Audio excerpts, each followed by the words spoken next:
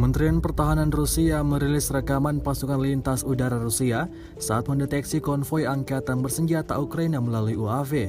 Rekamannya ramai beredar di media sosial Telegram pada Sabtu 8 Oktober 2022. Setelah berhasil mendeteksi posisi pasukan Ukraina, prajurit Rusia langsung meluncurkan serangan artileri untuk menetralisir tenaga musuh dan peralatan militer.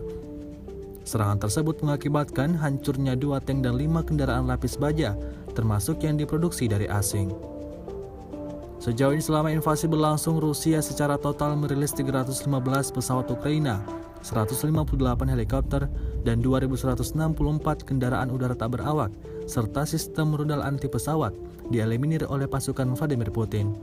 Sementara itu, dari kubu Kiev, Kementerian Pertahanan Ukraina melaporkan 350 tentara Rusia dieliminir dalam sehari terakhir.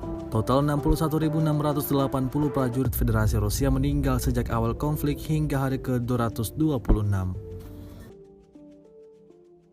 Terima kasih sudah nonton. Jangan lupa like, subscribe, dan share ya.